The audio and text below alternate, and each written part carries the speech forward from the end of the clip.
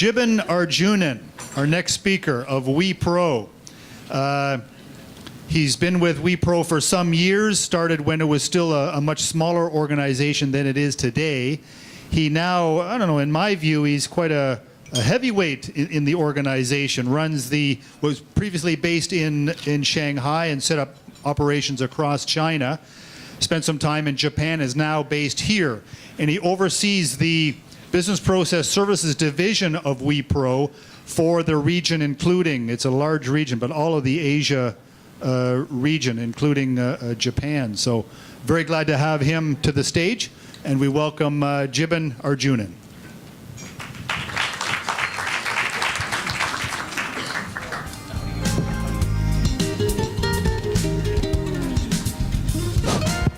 Audible? Hey, good morning, everyone. That's me wearing my global delivery hat because I start work at 2:30. It's still morning for us. So I tried fighting it when I moved in from China, convincing people to say good afternoon, but then here's me accepting that now.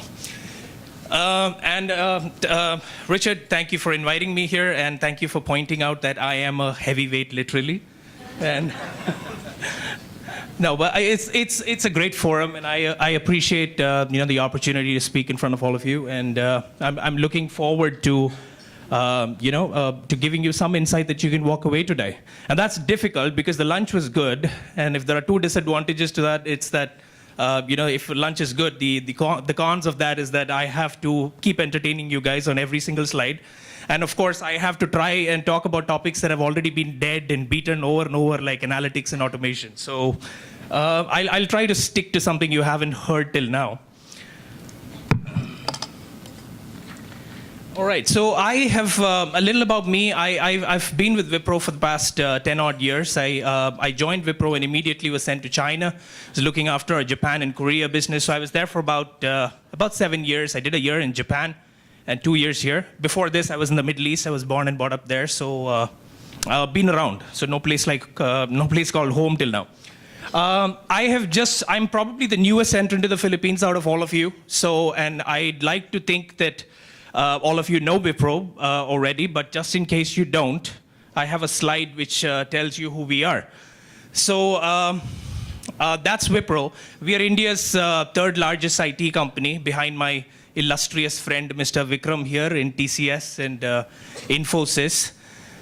We are a $7.5 billion company. That's our IT business alone. As some of you guys might know and some of you don't, Wipro is a conglomerate of companies. We have about 9 companies between IT services, consumer care, eco energy, consulting, infrastructure engineering, and a whole lot of others. We are close to about $8 billion.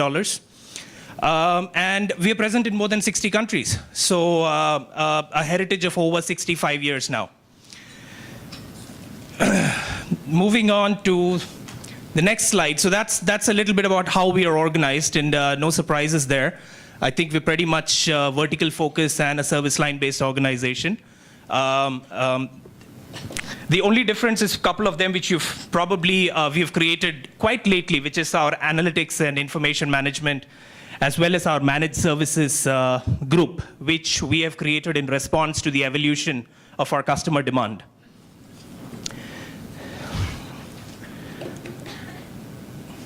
A little bit about what we do in Asia. So we're present in most economic markets, economically important markets. About 100 customers, both global and local, about 8,250. Between all these countries that you see there, Manila, Shanghai, Singapore, Melbourne, Yokohama, Kuala Lumpur, and Indonesia. So we're present almost everywhere. I think we're looking at Asia a little bit holistically. So it's not just a source from model, but I think we're also trying to develop as well as sell into the market. So we've done a couple of acquisitions, mostly for our consumer care business as well as our infrastructure engineering business. We are also planning to buy a company in the Philippines, but I'm not going to let you know the details of that lest you start trading right now. So we've done a couple of acquisitions to sustain our presence. So that's about us. In Asia. So what are some of the overarching changes that are affecting business today? We see an opportunity. The opportunities are And innovation, we need innovation to win in a world of constraints. We're seeing high demand for oil. Oil demand is growing up by about 4% year on year, mostly through non-OECD countries, who are rapidly progressing on industrialization. We are seeing increased prices for metals and minerals. And of course, all of this overshadowed by a $20 trillion capital deficit that was created in the last 5 years. So it is actually a world of constraints. Some of my illustrious peers earlier of the day talked about human resources talent being a shortage, more scrutiny, more challenge for keeping your data secure, more interference from governments, in terms of regulatory scrutiny into what we are doing. So the next lever is variabilization of IT. There's so much change that is happening, disruptive change that is happening that companies are not able to keep up, in terms of their R&D. Because I don't know how many of you guys have seen YouTube. You've seen a video which says, "Do you know? Did you know?" Have you seen that? You've seen that. Some of you guys have seen that. There's a statistic in that says, about 60% of what engineering graduate student learns in the first year is outdated by his in the third year. And that's actually true. Right? So some of you guys, have within your generation seen an epic change, in the technology environment as we know today. Next is the consumerization of IT. Basically, it means that everyone's, demanding highly customized, highly reusable, forms of IT, whether it is solutions, hardware, etc. You've already heard about a much used term called Internet of Things. There are custom point-to-point technology solutions, augmented solutions, you name it. And of course, and me coming from China, I mean, that's a surprising thing, because one thing that most people don't know about China is that it's one of the most successful e-commerce markets in the world. It's one of the biggest. People actually order fruits and vegetables, on e-commerce, and it comes in on a daily basis at 9 o'clock in the morning. So we've seen companies now which are challenging the e-commerce module. I mean, the model. They're building new products, white labeling it, and trying to sell it. Companies who are monetizing their IT. And lastly, the opportunity is business performance through analytics. How do you enable businesses to do better with all the data that they're creating? So what are the imperatives?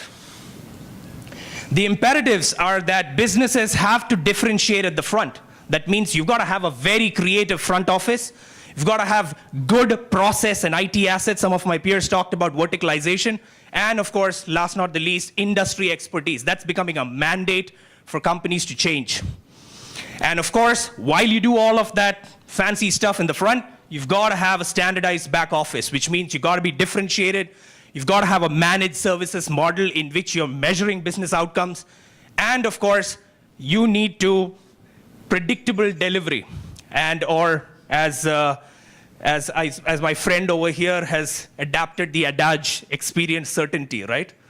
So in TCS, I know I can see some laughs there. So so those are the imperatives. And what's really that's fueling all of this? A lot of people have actually asked me about this question. Why is it, why is there so much of change? Now I don't know if I'm the the owner of this, but in a couple of casual conversations with my friends, I've actually realized that, as a human, evolutionary model, if you look at it, in every generation or every couple of generations, there comes the time for disruptive change, right? We were a hunting-based economy earlier, and then we suddenly went into agrarian economy. Then we became industrialized agrarian economy. Then we went into the manufacturing era. Then we went into the Internet of Things era.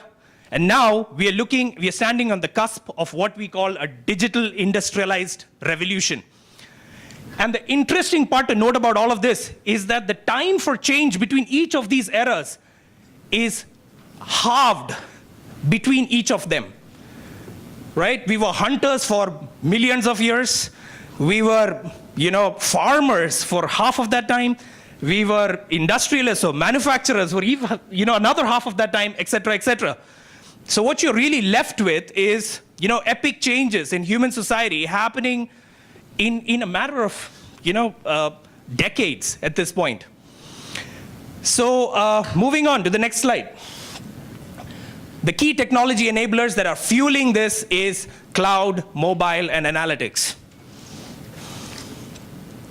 So for people who are not used to this, I put in a little bit of a definition of what is Internet of Things.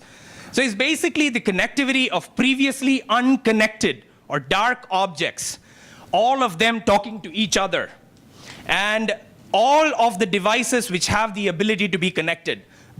This is what is really fueling this digital industrialized revolution that we talk about. Moving on to the next slide. So what is it? A global network of connected people and devices. What is it enabled by? Of course, decreasing technology costs. It costs half as much to create a sensor these days. Technology has become cheaper. Some of our friends just talked about, telephones being 5 or 9 pounds. I mean, 7.5 pounds. I wasn't there at that time, but I probably used a cell phone when it was 4 pounds. And, of course, costs have come down. Horsepower inside some of these objects have increased, by a magnitude of, Moore's law, as you talk about it. And of course, what are the ways to connect devices? Of course, human to human, which is getting outdated. Somebody talked about, people sleeping with their cell phones these days. Human to device is what's happening right now, and what we think is going to happen is device to device, which has already happened, but of course, that's going to increase. Who all will be affected? Everyone, almost everyone. Manufacturing, retail, transportation, logistics. There isn't a single industry that is not going to be touched by the industrial revolution, the digital industrial revolution. Some statistics on the number of devices, which will be connected. So if you look at, human population, which is 7 billion, this point plus, look at the number of devices, and that will tell you how many devices are going to be in circulation. So what will the market size be? Initial estimates are about 8.9 trillion. If you're going to compare that with the total IT spend of the world, which happens right now, that's about 3.75 trillion. That's the total IT spend in the world. So look at the market opportunity, by various organizations. Of course, what is the consumer impact is also mentioned on the right. Moving on to what we foresee in the digital world. Some statistics. Pretty self-explanatory. I'll just leave it there for about a couple of seconds so you can glance through. Basically, it's giving an illustration of the kind of changes and the kind of factors that are happening in the market. Examples of people adopting what we call this digital revolution.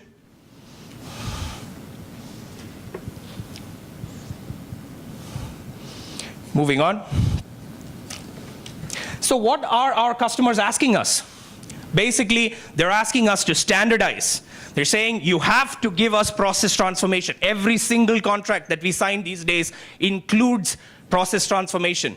And somebody talked about in the earlier about contract lengths, decreasing through the years. I mean, through the average tenure of contracts actually coming down. But what's increasing on the side is that the customer demand for process transformation. Customers don't want to be unique anymore.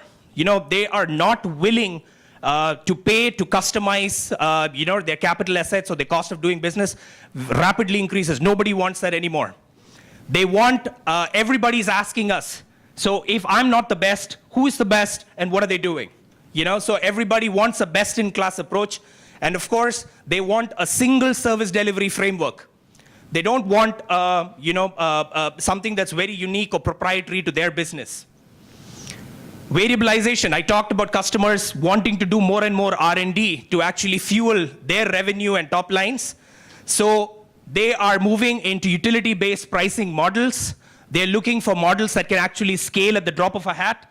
They're looking at CapEx control. Nobody wants to own servers, capital equipment, like buildings, and even staff for that matter, to address support staff to address their business. And of course, transparency on costs and a chargeback mechanism. And last is simplification. Information at the edge, which comes by analytics, which are translated into business insights. They're looking for access from anywhere, mobility, and of course, consumerization of IT, which means that we can create technology solutions or products that they can use at whim and will. So these are some of the things that our customers are asking us.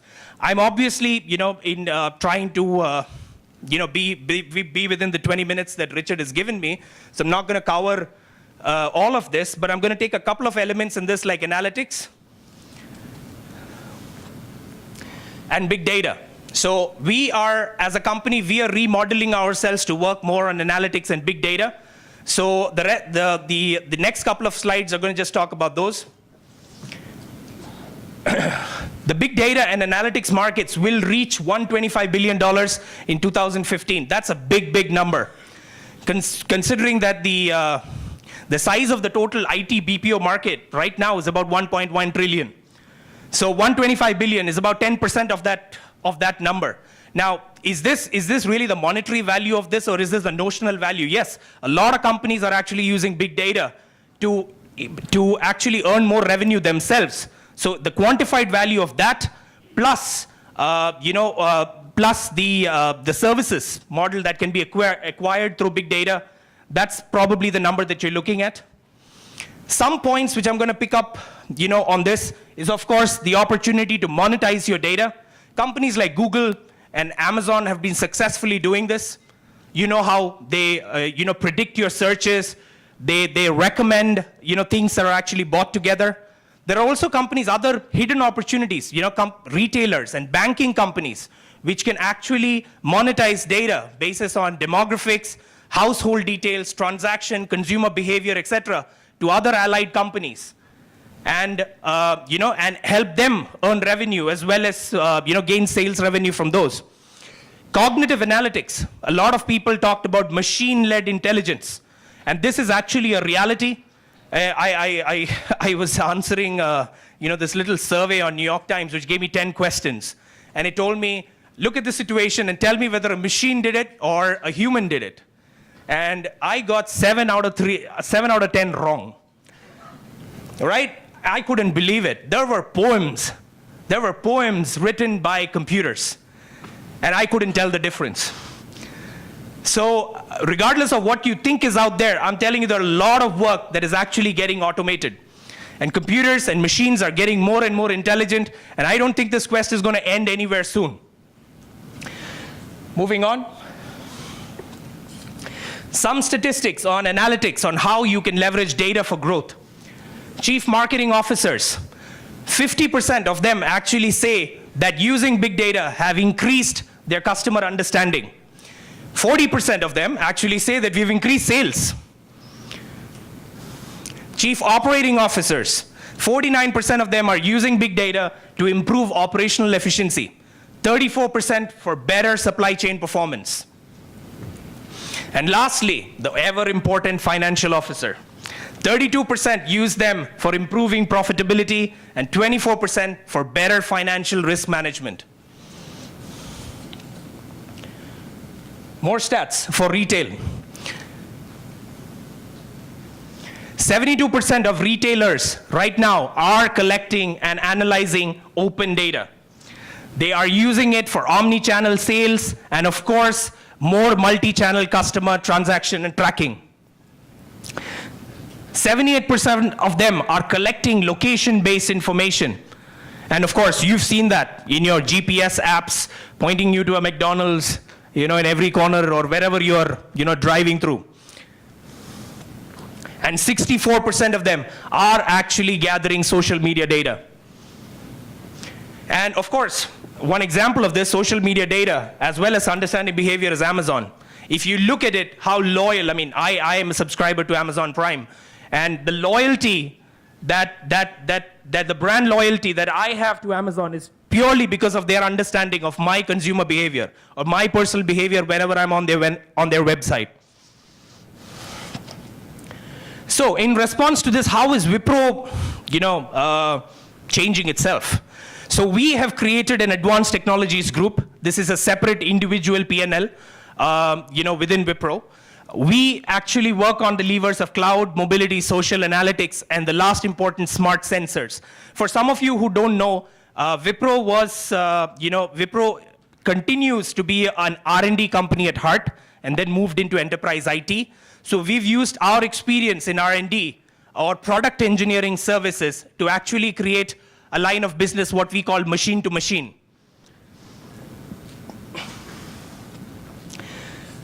We also have another P&L within another group, which is called the Analytics and Information Management Group, in which we are targeting analytics solutions to chief marketing officers, operating officers, and risk officers, CFOs, etc. Some of the areas which we work in are actually illustrated there.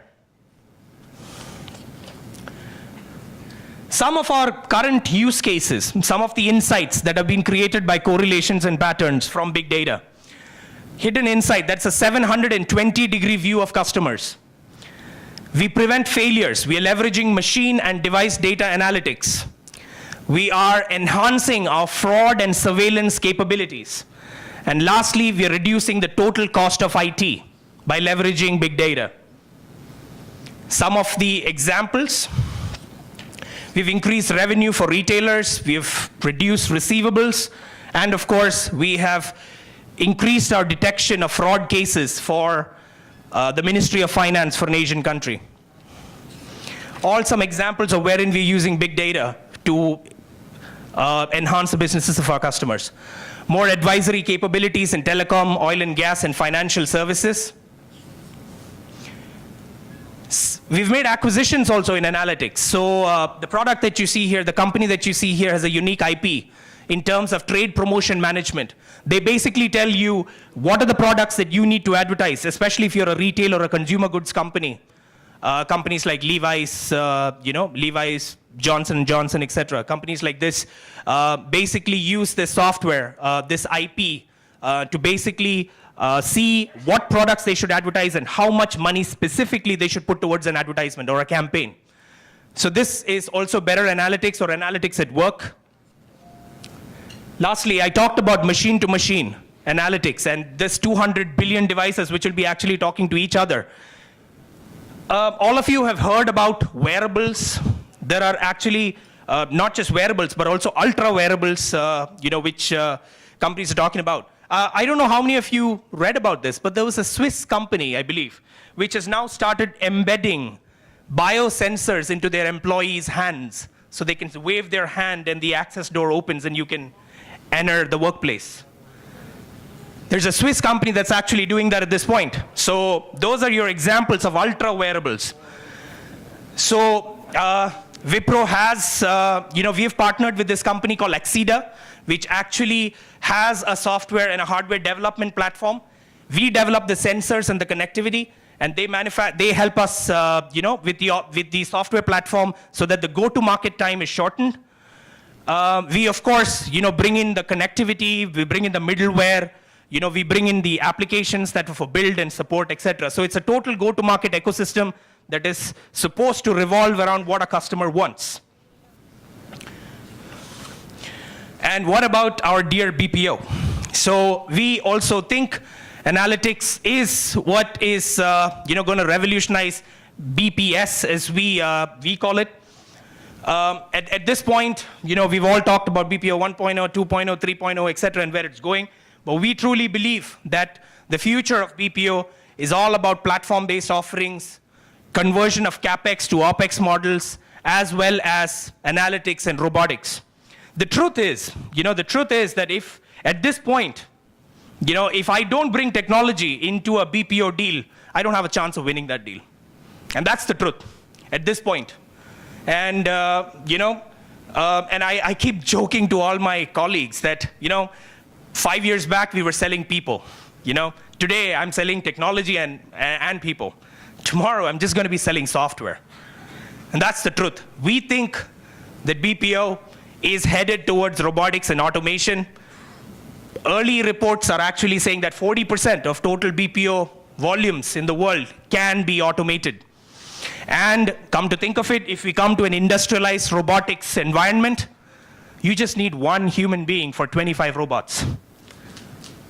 One human being, just to maintain it, just make sure there are no exceptions, there are no errors, and nothing goes through. And that's where the world is going. We'll all have to sit and think about what my colleague, Mr. Prabhakar, was talking about in the morning. in terms of, yes, who does the day-to-day tactical stuff and who does the top end. So that's something that's yet to be defined. All right, so how have we migrated? We've created our own suite of tools which are built on robotics and automation. This is something that we wrap around a customer's system of record like SAP or Oracle. It's an entire workflow solution which bundles in mobility, bundles in analytic capabilities, reporting, governance, the works.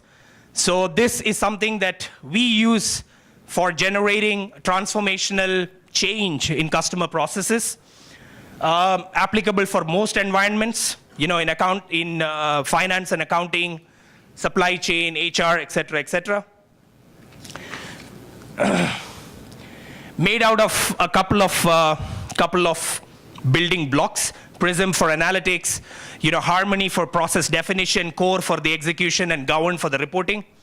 And of course, it is entirely mobile, mobility enabled. It has custom views for every single person, whether it's a team leader in the finance environment, or a middle manager, shared services head, or lastly, even a CFO, who wants details into the money spent in his company every single day, month, week, etc. We've also developed products for the current, contact center industry. This is called next-gen customer experience.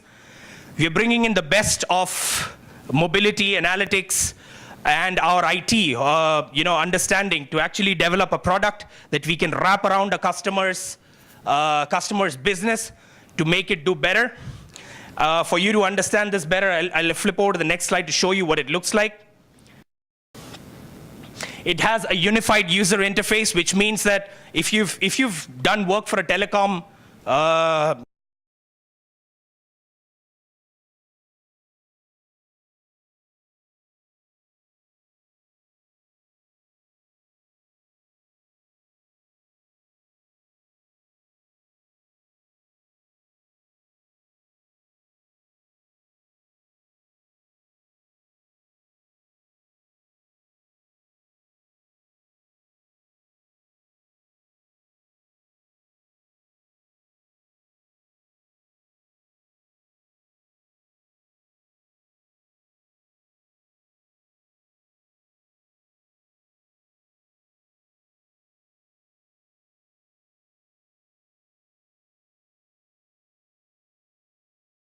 and the airline has a partnership with a Marriott.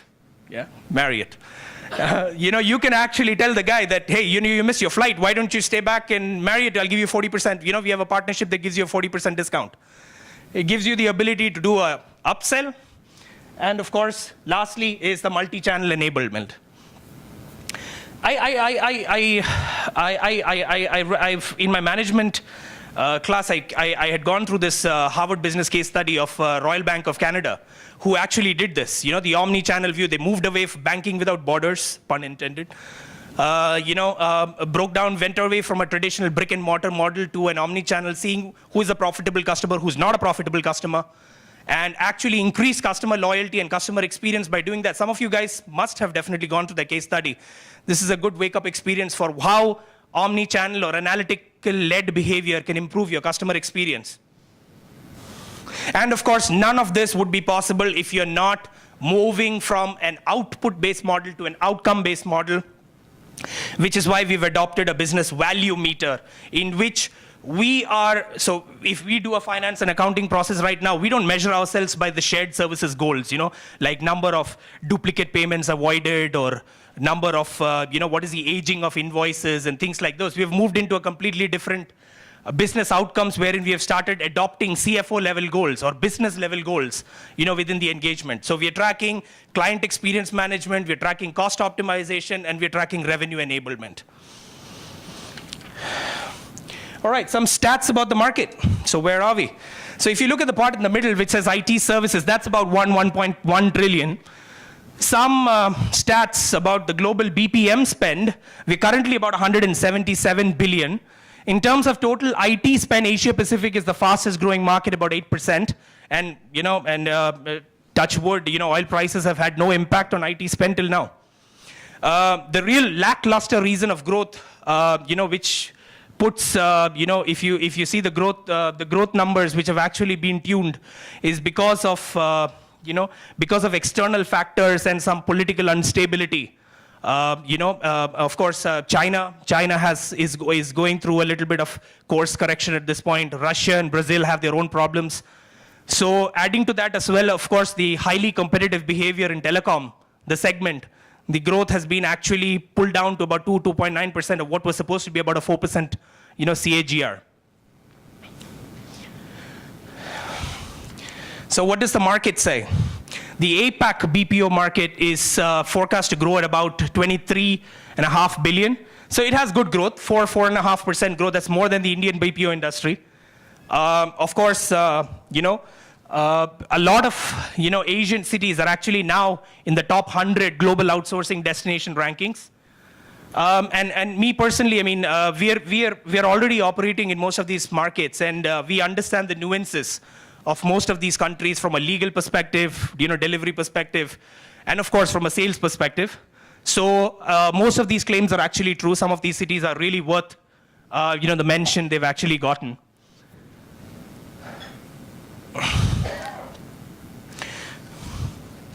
Some of the opportunities through the ASEAN economic, integration. So, to be very honest, I personally feel that, and I'm focusing on just one point in terms of the, the freer movement of human capital between these regions. I think Philippines really stands on, stands at a point where it can choose to mature into a true IT BPO support destination for the ASEAN. Because what's really important is that Philippines is really wanting to move away from contact center and into more high-value BPO, like back office services, KPO, and then into the more IT offerings of service desk, etc. And I think that if the Philippines really wants to do it, this is the time. Because the ASEAN integration definitely has provisions for freer movement of human capital between these regions. And of course, as Dan said in the morning, the skill pool for ASEAN support in the Philippines is, one, they're very limited, and one, they're very limited, and the other is they're horribly expensive. I actually studied Chinese in the Ateneo school in Salcedo, and I've actually seen advertisements for Chinese talent for BPO. Right outside my school, and it's a mad rush for ASEAN talent. I think people are willing to give them whatever they want, and that's driving up prices too. So some of the challenges that we need to reckon is that because of freer access to these markets, global companies might actually drop their investment into these regions. Because instead of being present in 3 different countries, we might as well just be present in 1, right? So we've got to reckon with that. We are, no offense to the gentleman from Malaysia, but we will see increased competition from China and Malaysia, who are actively competing for the BPO market. But at least, with all my experience in China, I know that it's going to be tough because most of the eastern cities in China, where this business is actually being done, is hit by high inflation rates and high FDI, which is leading to attrition. So there is a light certainly at the end of the tunnel. It's up to us to choose, whether to step away from the train or stand in the path. So the other thing is that, of course, Filipino people love US and Europe more than Asia. So that mentality has to change. And if that can happen, I certainly see, the Philippines, rising up to a potential new high of being a true ASEAN support location. All right, that brings us to quite the end of my PPT, but I thought I'd, put in some thoughts or recommendations. I know I don't deserve to say this, being just 2 years in this in the Philippines, but yeah, and here's the time that I say the disclaimer that none of these views are endorsed by Wipro. This is personally, my own. If I'm wrong anywhere, but I think, and I've been going through some reports about the potential for Philippines in terms of finance and accounting, supply chain, HRO, etc. All of these, about 10 to 13% growth that's being forecasted, for this. But my advice to customers is that, the problem is that, in finance and accounting, it's becoming a more commoditized business, very, very commoditized business. So don't try to match your costs against India, because India, and India is already moving into tier 3 cities for account payables, which are the largest volume in F&A, and rates are getting extremely cutthroat there. So trying to define yourself as a global processing center for F&A over here at a cost equal to India is not happening, right? I think the Philippines needs a value proposition here, and I think the value proposition is as an ASEAN or an APAC processing hub. That's where the value proposition is, because the India, from my own personal experience, Wipro own experience, APAC work doesn't work from India. The cultural connect is not there, which is ever so important in this region, which talks about guanxi or relationships, right? I think the Philippines, we need to brand ourselves for more IT services, which is, more service desk. We are seeing a lot of customer interest in the areas of service desk because there's so much investment that companies have locked in India. Customers are now looking to reduce their risk or buy better voice services, from the Philippines, because service desk, as you know, is the guy who picks up the phone and says, hey, how can I fix your computer, right? With all this mad rush of wearables and devices entering the market, there is an opportunity that exists for testing work, in the apps support area as well as the product testing. I believe this is an area that needs to be capitalized because, as you know, as you look at India, right? India, really, a lot of the companies really matured from testing services into more of the R&D services and the enterprise services. So it's a large volume, higher than BPO, prices which are possible. I think, we need some specialized benefits for companies that are actually involved in KPO services or IT services in the Philippines, because, of course, the truth about cannibalization is there. And it's not cannibalization because we want to do it. It's because our customers are asking for lower prices. I think there is certainly a window to encourage more businesses to do, more companies to do more KPO and IT work from the Philippines. And last but not the least, healthcare is amazing. We have a team of about 800 nurses sitting in Cebu. But the reality is that everybody wants those US registered nurses, and the talent pool is really, really heating up. The market is shrinking and everybody wants this talent. So with some tall claims of 44% growth in this industry, I wonder if the talent capability is still going to be there. Else, we're going to be diluting the value proposition if we don't stop. If we stop using US registered nurses. These are some of the areas which I think the Philippines needs to solve, immediately, maybe from a tactical perspective, some of this from a strategic perspective. But as, some of my peers already said in the morning, I think the future is bright. The industry doesn't seem to be let go. So the growth is there. And we've got to all change a little bit, to sustain that. So that having been said, I think it's time, where I say thank you for listening to me and putting up with me. I hope I taught you something, or else I was glad to have tried. I shall be available towards the evening for any questions. Thank you.